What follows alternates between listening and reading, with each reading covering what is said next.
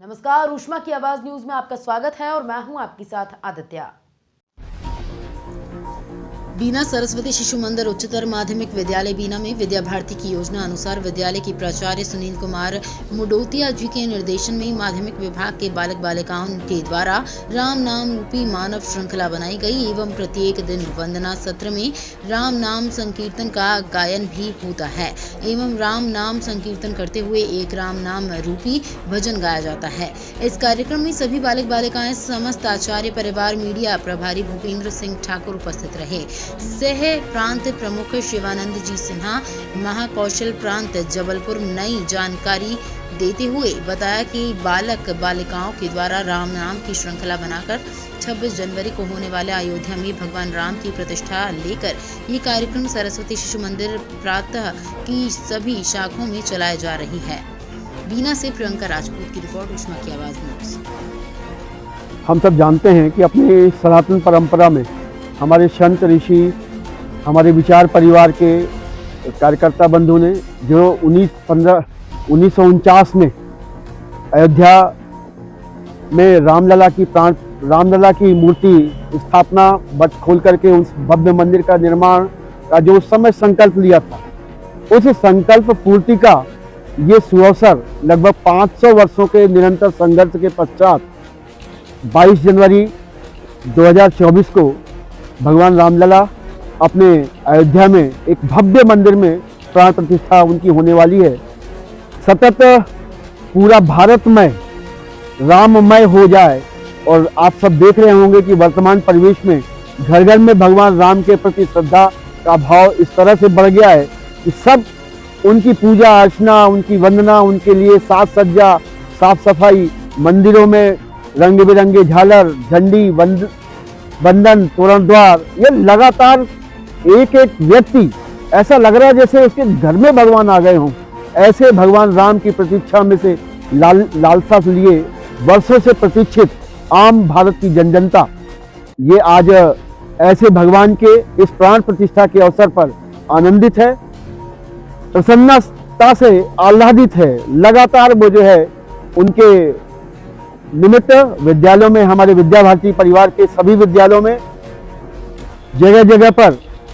हमारे भैया बहनों को, उनके भैया बहनों के माध्यम से उनके माता पिता, अभिभावकों को, यही नहीं तो अपने आचार्य परिवार के द्वारा, हमारे पूर्णकालिक कार्यकर्ताओं के द्वारा समाज के विभिन्न लोगों के बीच पहुंच करके इस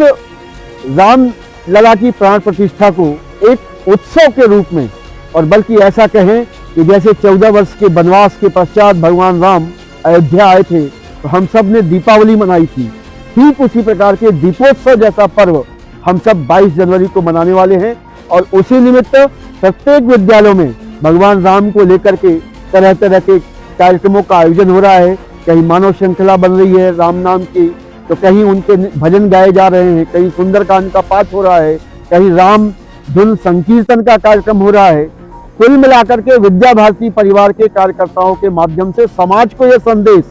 कि इस सुअवसर पर हम सब अपनी प्रसन्नता का एक अलग जगह करके भगवान राम के प्रति श्रद्धा के साथ उनका पूजन अर्चन करें। इस निमित्त पूरा समाज आनंदित होकर के अपने घर, मोहल्ले, अपने पास के मंदिर, इन सब जगहों पर साज सज्जा करते हुए भगवान राम के प्रति अपने प्रेम का उद्भव, अपनी प्रसन्नता का जो है व्यक्त करने में वो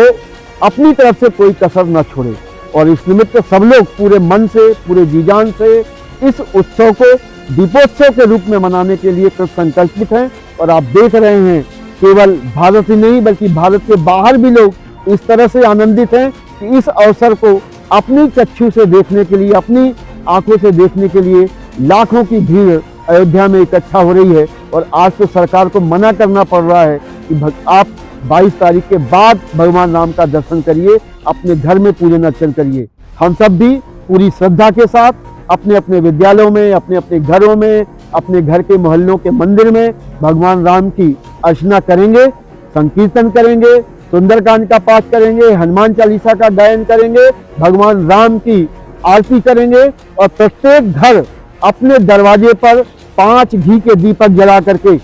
भगवान राम की आरती करेगा। और यही नहीं तो तो आसपास के मंदिरों में 21,000, 11,000,